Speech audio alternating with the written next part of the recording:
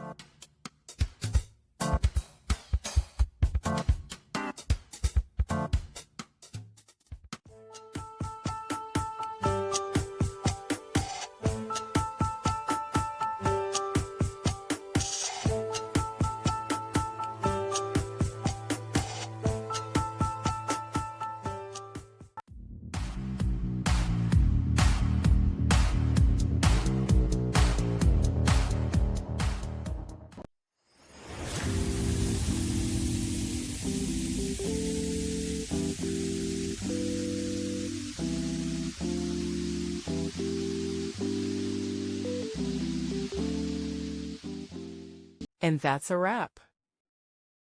I hope you found the answer you were looking for. If you did, take a second to hit that subscribe button. It really helps out. And let me know in the comments which solution worked best for you. See you next time in the debug zone.